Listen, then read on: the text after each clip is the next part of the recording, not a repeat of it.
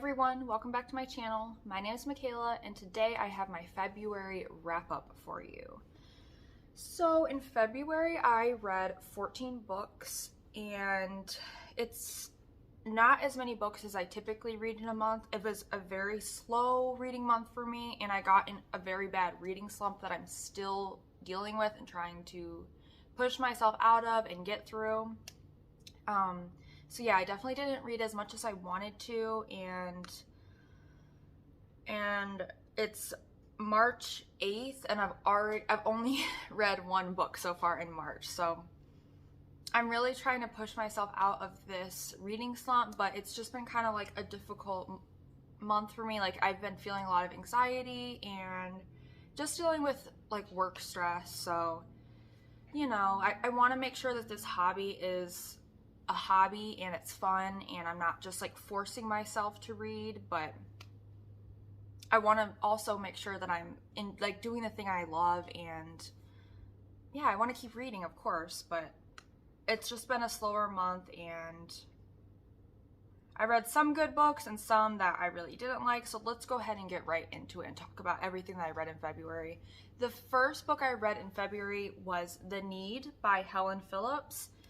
And so I'm already starting to forget a little bit of what I thought about these. So let me click into there and see what I rated this. Okay, so I ended up settling on a 4-star rating for this, but I was very conflicted. There were times reading it when I wanted to give it a 1-star, and then I thought, there were times when I thought, oh, this is gonna be a 5-star. And I settled on 4, but I think I changed my rating a couple times and I'm honestly still not sure. And I don't know like if I would really recommend this book. It's, okay, yeah. I put in my review, this is a type of book that makes me never ever want to have kids because it's basically to me, it's like a horror based on motherhood and the horrors that come with motherhood and the stress of being a mother. So just like motherhood is not a subject that's super interesting to me.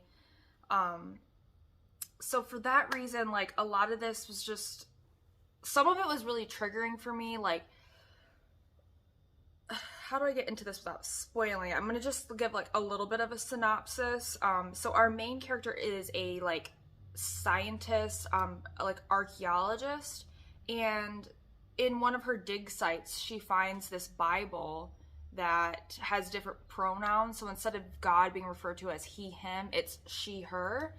And this causes like a ton of uprising, like in society, to see God referred to as female pronouns.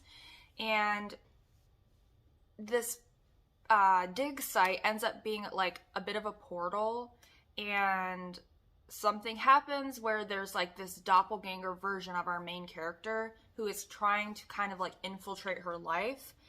And I found that doppelganger character so triggering to read about. Like, I don't know how to explain it other than triggering. Like, it just made me so angry and anxious, like watching them trying to infiltrate her life and watching the main character allow them to do that.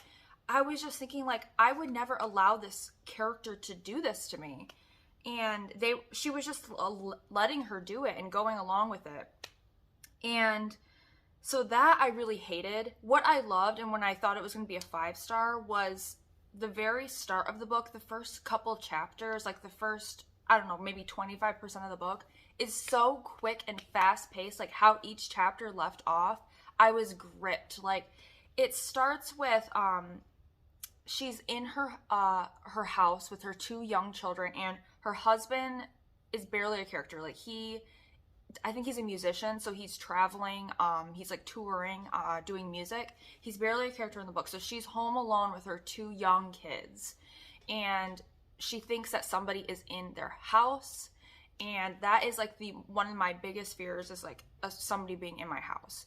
And so I was so scared. Like I never get this scared reading books, but I swear for the first like 25% while we're seeing her, like, I don't know how to explain it other than like the way the chapters left off, where like a cliffhanger, it would leave off like oh, somebody's like in the other room, like why she thinks that somebody's in the other room, like something would happen. And it was just so scary to me and quick and fast paced. And I was like, oh my God, this book is amazing. I was, like I said, I was very scared, very gripped.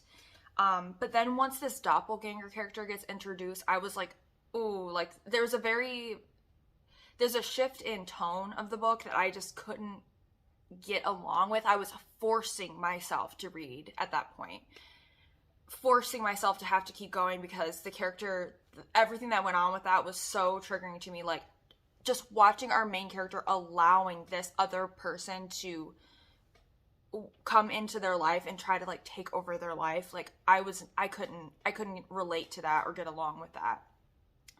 And then the ending was interesting. It's an ambiguous ending, and it's a type of ending where it makes you want to reread the whole book, because you're like, huh, was this all a metaphor? Was this happening? What was happening? I'm not sure. So that's why like my feelings are still conflicted on this, and I ended up on with 4 stars because I do like ambiguous endings, and I do love books similar to Bunny by Mona Awad, where everything, you get to the end and you're like, what did I just read? Everything was a metaphor.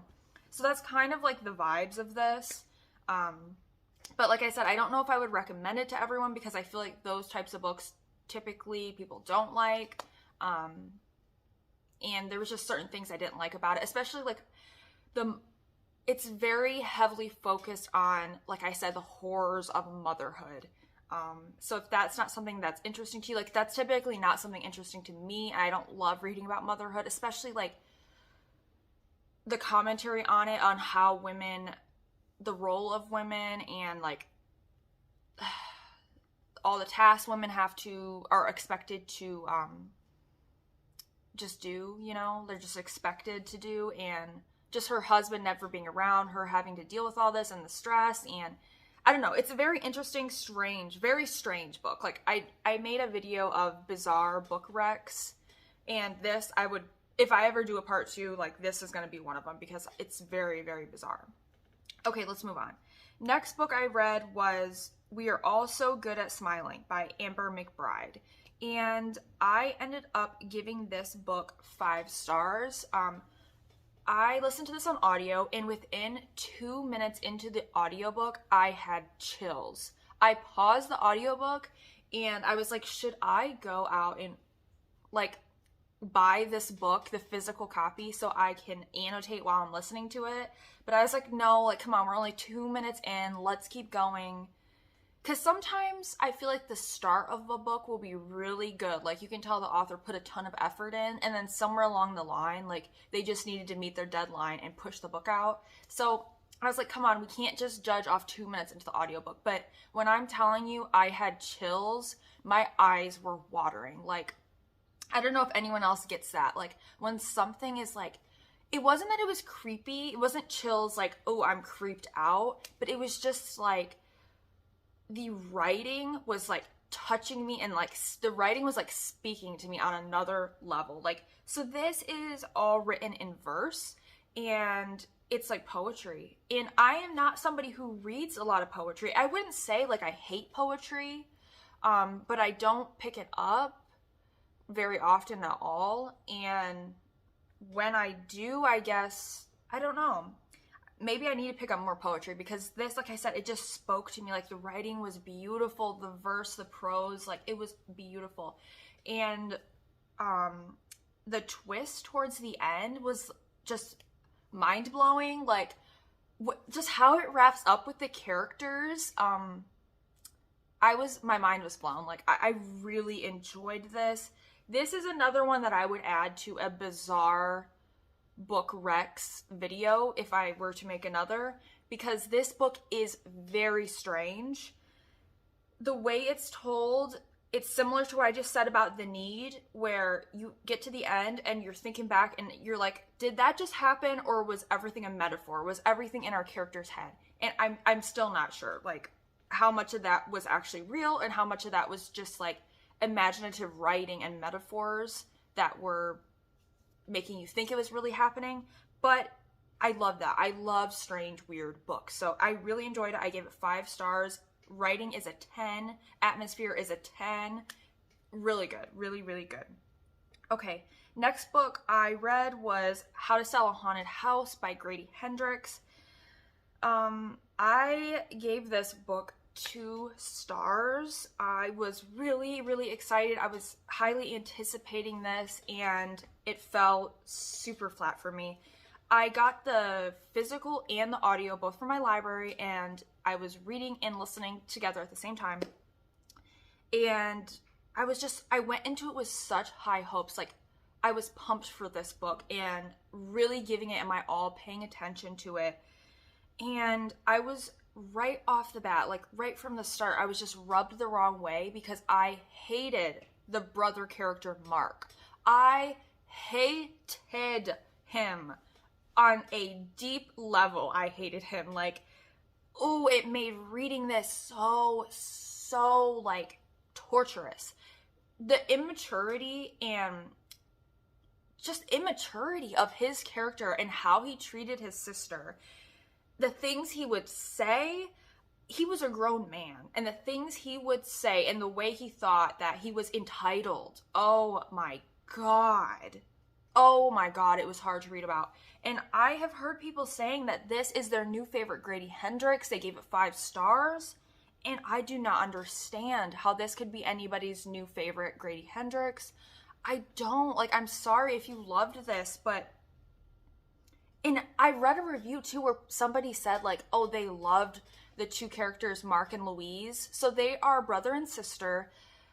Their parents have just recently passed away. They got into a car accident. They passed away.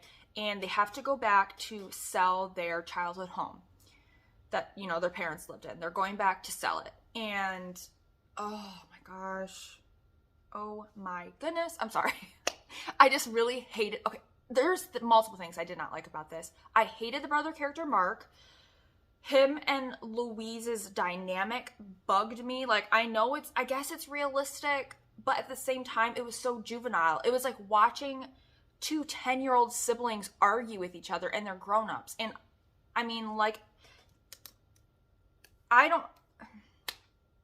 that might be some people's relationship with their siblings, and just because you're a grown-up doesn't mean that you act like a grown-up. So I'm not saying like that's unrealistic or anything. I'm just saying I really hated reading about it.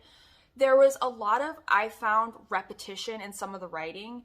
So at a certain point, I had to put the physical book down because I was getting really angry reading about Mark, and I just needed to listen to the audio and not like put so much focus into it.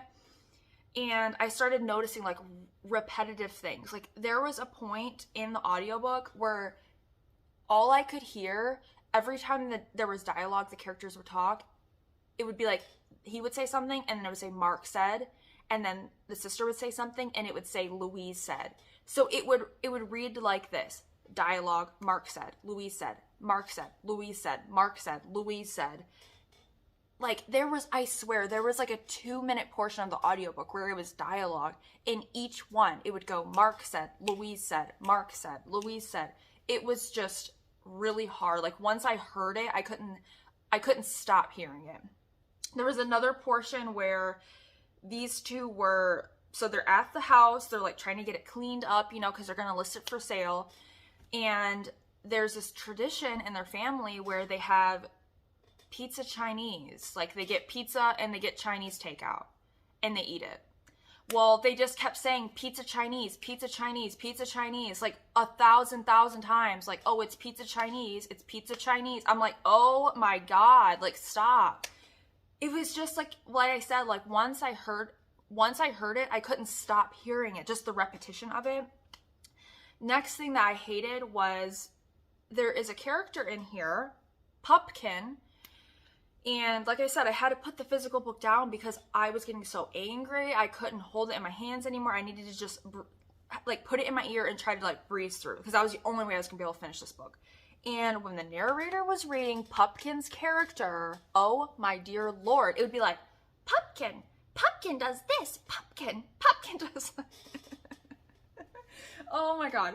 I don't know if it was their fault, because like, I can see what they were going for, like why they were narrating in such a way, but it was so annoying to listen to. Ooh, it was like, if you do not like movies or books with children in it, and you don't like listening when when an audio narrator reads children's voices, especially annoying children, don't pick this up. Or definitely do not listen to it on audio. 100% do not listen to it on audio.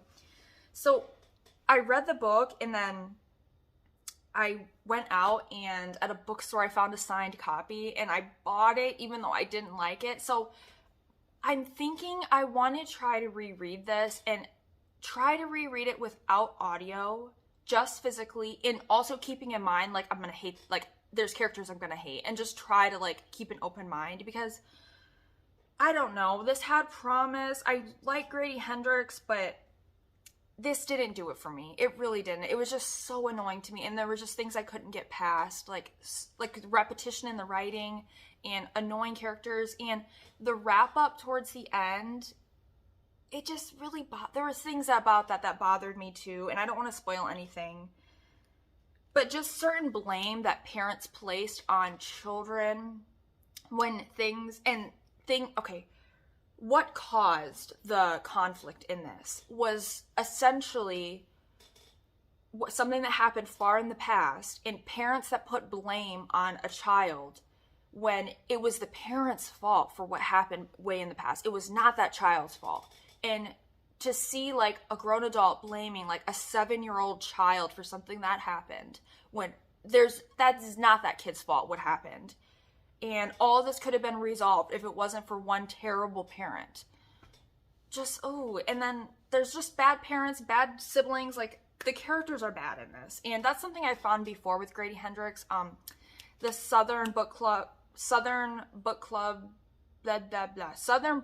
Guide to Slaying Vampires. I didn't like that one either. I gave that one a 2-star, and I hated the characters in that. Hated them. So maybe this is something that Grady Hendrix sometimes does. I've now read every Grady Hendrix book except for his one like nonfiction book, Paperbacks from Hell. I have not read that, but all his fiction I've read. And I guess it's just something he does. I mean, there's books I've read by him that I've loved the characters. So it's a little hit or miss for me. This didn't work for me, and since I bought it, I do kind of want to reread it and give it another go. I'm making excuses for it because I really wanted to enjoy it. I just didn't. Okay, I'm going to try to start speeding through this a little bit. The next book I read in February was The Wyford Code by Janice 𝚲𝚃. I also gave this 2 stars. This is why I got into this reading slump. I can see it now because there was a bunch of books that was like angering, triggering, 2 stars that I just didn't like, and of course it put me in a reading slump. So this, I had really high hopes for again. I thought it was going to be a lot more twisty than it was, a lot more mysterious, like an Agatha Christie type of, like, I don't know. The twist was so dumb. The ending was so dumb. Like, I didn't get it. I still don't get it. I didn't like the ending. It was so boring. Hardly anything happens throughout this entire book. And then once you get to the end, you're like, really, what even happened? Like, what? Like, okay, I'm not going to spoil it, but I didn't enjoy it. It was really boring. I would not recommend it. Personally, I wouldn't recommend it. I thought it was boring. Next book. Okay, I'm going to do these next 2 in tandem. So I read 2 nonfictions in February. So one I read was Cassandra Speaks by Elizabeth Lesser. And the next one I read was Flash Count Diary by 𝚲𝚃. And okay, so what did I give these? Let me talk about them while I go to my ratings. Flash Count Diary was a book about menopause. Okay, I gave that 3 stars. This was a book about menopause, and I am trying to pick up more nonfiction feminist literature because I love nonfiction feminist literature. But neither of these was that good to me. This, I want to learn more about menopause. I never see it. It's never in books. It's never something talked about in society, kind of like periods.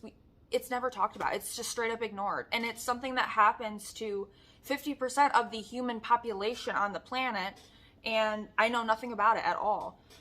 But the thing about this book is I didn't feel like by the time I got to the end, I did know much more about it, if that makes sense. Like, I read a whole book about this author speaking about menopause, and I felt like by the end, like, I hadn't really learned anything new. I kind of wanted more of her experience, I guess, or I don't know. There was some really strange, bizarre, off-topic chapters. So there was like a whole chapter about animal cruelty, and I could not get down with that. I could not read about it. I pretty much had to skim that entire chapter. There was also a chapter that was like extremely sexual, like great detail of gross things. Like, I also had to skim that chapter, and it had nothing to do with menopause, nothing to do with the author's experience or like women's experience. There were aspects I did like about this. Like, it talked a bit about how menopause was treated in the past, like in the 20s or something, like how what doctors would prescribe for women to do to deal with it. I thought that was super interesting, and I think maybe I would have liked more of that, like history about it and more commentary on how we talk about it in society. But this didn't do it for me. Way too much focus on animal cruelty, just so off topic. Like, how she looped it in was that there is, I think the only other mammal that goes through menopause that I learned in this book was whales. And so there's like a lot of focus on there's like a chapter about a killer whale that lives, it's not SeaWorld, but it's like one of those SeaWorld amusement parks, and how like people are trying to get this whale freed and put back in the ocean. And it was just really sad to read about. And there was more chapters like that about different animals. Like, there was some about horses and a gorilla, and I couldn't get down with it. This just didn't work for me. Okay, and then Cassandra Speaks. This was more about how women are portrayed in literature and in history. So let me go to my review of that one. I don't know if I said, but I gave Flash Count Diary 3 stars. And Cassandra Speaks, I also gave 3 stars. So we follow different archetypes in this. So let me see. I know I wrote some down. Okay, so there's like Adam and Eve, Pandora, Galatia, the Scarlet Letter, main character Hester, Wonder Woman, different fictional archetypes and like women characters, and how the narrative kind of like reclaiming the narrative, similar to if you think about like *𝚲 by Madeline Miller. I didn't know anything about *𝚲 before I read that book, but like how her mythology is, how it's written and portrayed in media, and how like Madeline Miller's book *𝚲 kind of like reclaimed the narrative and made it a feminist retelling. So this was kind of about that, but about like a bunch of different sort of characters, and there were things I liked about it.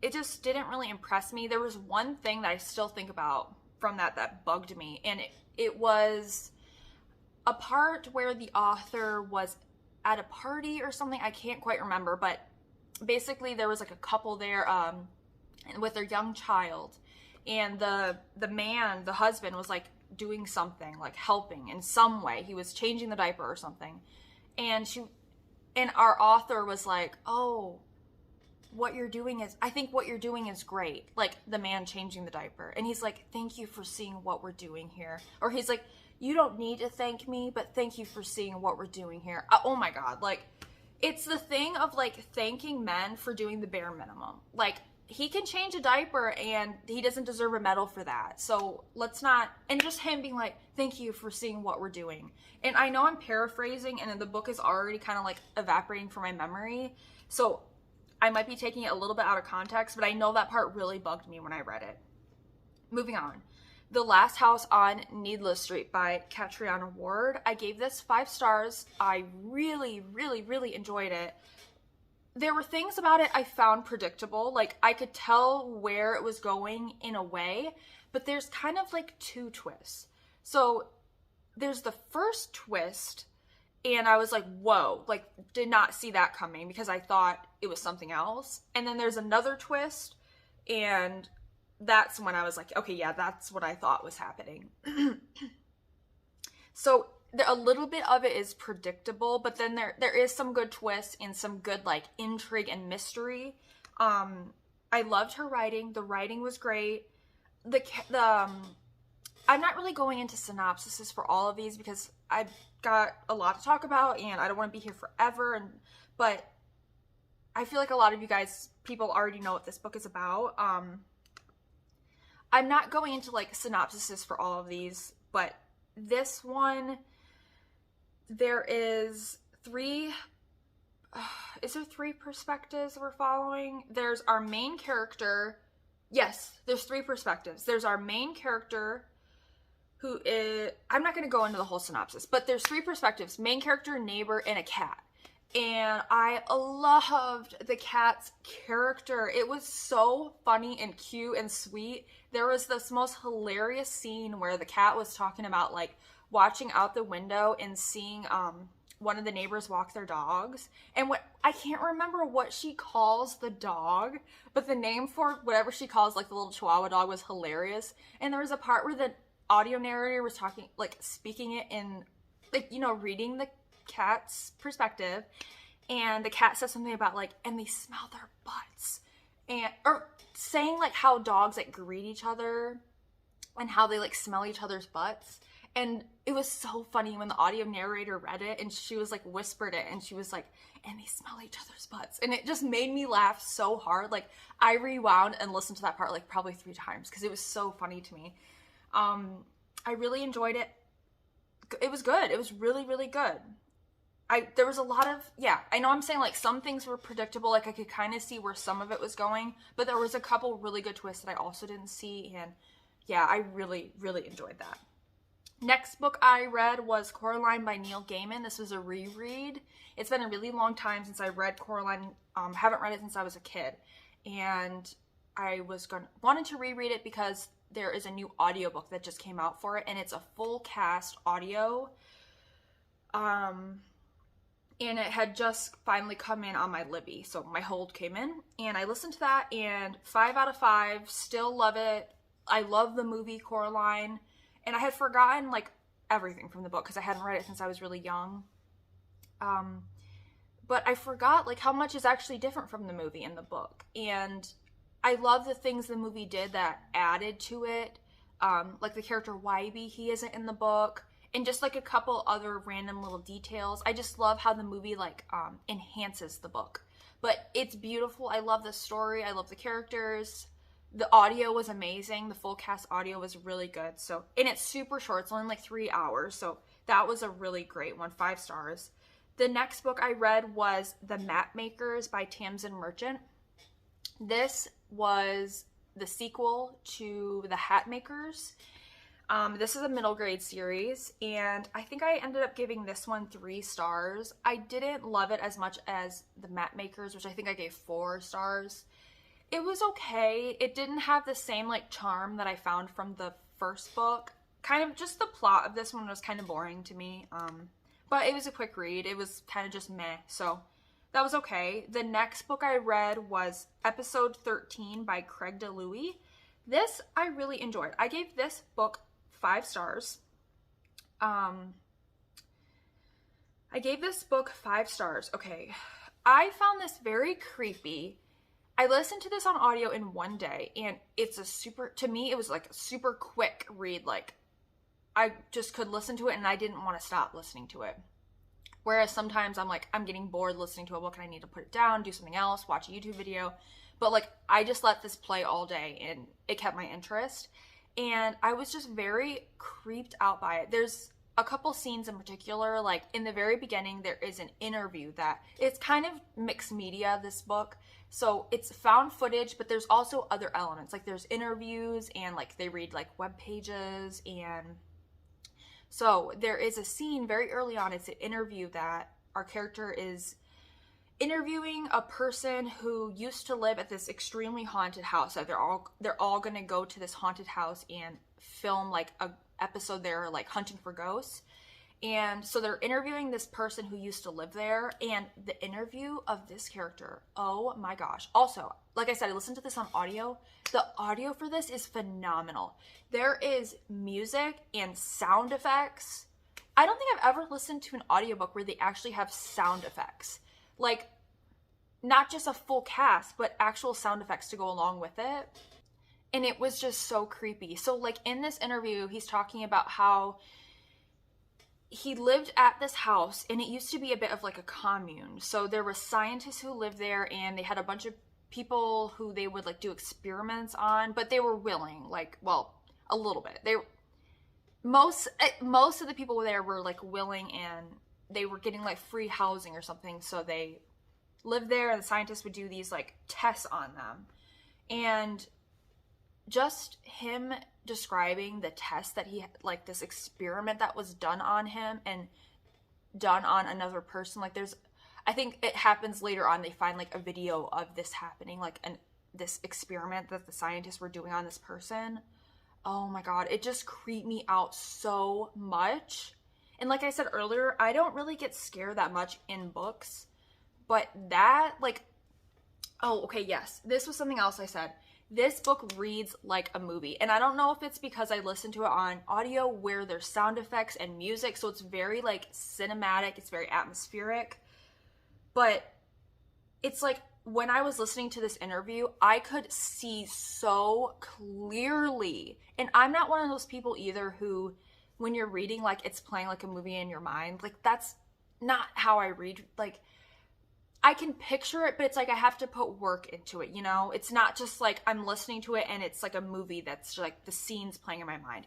But this was like crystal clear, like I was watching a movie, like listening to that scene of that interview. And like later on when they find that footage of that character having this like experiment done on them, just the images, I'm just saying, like the images that I got from those scenes, oh my god, it was so scary.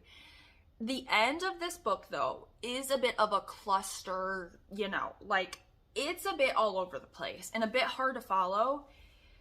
I kind of wish that the end could have been, like, started a little bit sooner, you know, like, picked up in the 50% mark and, like, carried on, because I just don't think we spent enough time there and got enough explanation of the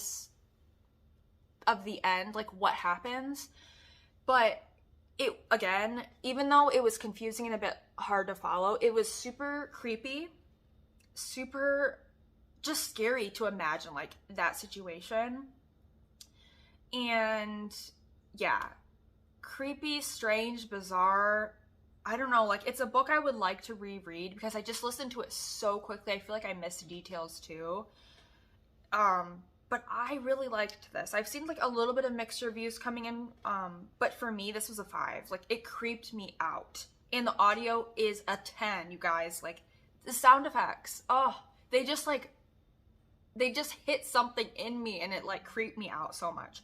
So the next book I read was Horror Store by Grady Hendrix, and this was actually the last fiction book that I needed to read by Grady Hendrix. So now, like I said, I've read all of his fiction books. And this also I gave a 5. I really enjoyed it. This was another one that was like so creepy to me. I feel like everybody has read Horror Store or already knows what it's about, but this takes place basically almost entirely over one night, where a manager and a couple of his employees are going to stay overnight in their sort of IKEA-like store. It's not IKEA, but it's a similar like superstore like that. And they're gonna go stay overnight because weird things have been happening there. There's been like strange substances found on furniture and just things like that, like merchandise being destroyed overnight. So they're trying to go and stay there overnight because they want to see, like, is somebody breaking in, or like how are things getting destroyed overnight. There was so much good horror, like, things for me. Horror, I feel like, is so subjective, but for me, there was so much good horror in this book, like things that creeped me out. Oh gosh, like Grady Hendrix he's so good at creating this atmosphere of, I don't know, like, it's not all the time. Like I said, there's been a few of his books that I've only given 2 stars, but he can create these little like pockets of like really creepy moments. Like, for example, in January I read We Sold Our Souls by Grady Hendrix, and there is a scene where our main character is, she goes down this well and she has to like crawl. She's trying to get out of this house because she's like stuck, she's trapped in this like house. So she goes down this well that's in the basement, and she has to like, the only way out of this well is this like tight little pipe that she has to creep through, and like it's so claustrophobic. And I just feel like he can create these little pockets of scary moments that are just like, they stick with you and they create like this image in your mind and you feel like you're there, and it's creepy. This one really creeped me out and I wasn't expecting it. I've been hearing about this one for years, and I don't know, I was never like super inclined to pick it up because I thought this one was going to be more satirical and more like humorous. Like, I didn't think it was going to be scary at all. I was not going into this expecting to be scared. So I was very surprised when I was like getting legitimately freaked out by it. But yeah, to me, this worked. Like, the horror in this worked and it scared me. So that was also a 5. Okay, the last 3 that I have to talk about are, I'm going to breeze through them really quick because I did a reading vlog on these 3 books. And that is, first one is Rock, Paper, Scissors by Alice Feeney. I gave that 3 stars. It was okay. I said in my reading vlog, I found the sort of plot premise of it a little bit gimmicky. So it's a husband and wife going on this like last chance vacation to try to save their marriage, and the husband has this condition where he cannot recognize faces, so like he can't recognize his wife's face, and there is sort of a third character that is watching them while they are on this vacation and sort of interfering and causing conflict. And I just thought the ending was very bizarre. It was very, very bizarre to me what ends up happening with the husband and wife character. And I just know, like, you wouldn't do that. What the husband ends up, choices that are made at the end, and how characters end up, who ends up, where they end up. No, you wouldn't do that. Like, it just wasn't realistic. And I guess, like I said this in my reading vlog, like, I guess thrillers don't have to be realistic, but this was too unbelievable to me. Like, I could not see these 2 people ending up the way that they did and being fine with it. So that was a 3 star. Next was The Hunting Party by Lucy Foley. This was also a 3 star. I really, honestly, I might lower my rating to a 2, because you know what? I read this and I have like 0 memory from it. Like 0. I remember the twist, like I know what happens at the end, but along the way, I have 0 memory of it at all. And this is one of the most recent books I read, and I can't remember a thing. So I'm going to lower my rating down to 2 stars. I really didn't enjoy it, so let's move on. The last book I read in February was The Drift by C.J. Tudor, and I gave this 4 stars. I really enjoyed it. This was very atmospheric. If you love snowy, isolated thrillers, this book is for you. It really plays into that, like, isolation, like trapped in a winter, cold, chilly setting. And it does it very well. Like, the stakes are high, and the weather plays like a huge role in what's going on with our characters. Why it was a 4 and not a 5, the ending for me was a little bit like overdone. Aspects of the ending were a little bit overdone. Like, I found one of the male characters' perspectives, by the time we got to the end and him doing his little wrap up, it just felt a little bit too like bro-y, like bro macho, like how he was describing how it was towards the end. Like, I never got that vibe at all until the very end, which is weird. Like, just this like macho, like, I don't know, his motivations. Once he reveals like his motivations, and I don't know, it just kind of, I can't put my finger on it and explain it properly, but it just felt very like bro. Like I said in my vlog, like when you see those previews for action movies and you're like, that's a bro movie where there's like explosions and shootouts, like that's what that felt like to me. I liked the very, very end. There's like this super creepy sequence with the dog character that I thought was like, oh my god, like that was cool. And there was a lot of atmosphere. Like I said, the very beginning, how we pick up the book, there's a super atmospheric, creepy scene. But also the ultimate twist, like the main twist, was weird. And I'm still trying to like grapple with it and feel out, what do I think? Like, was that a good twist? And I said in my reading vlog that I felt a bit lied to as the reader. And I still kind of stand by that. Like, I don't know, like, like I said, I'm still thinking about it, but it made me feel weird. Like, there's no way I could have guessed that. Like, how would I have guessed that? Like, I feel like a good twist is you lay the crumbs and we pick up the crumbs and we put, if we can put it together, then great. And if we can't, then you did your job. But this was like,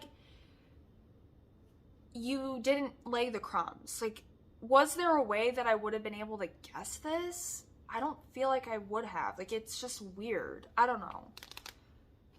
It was a 4. Like, I still like it, especially for the vibes. Like, the vibes.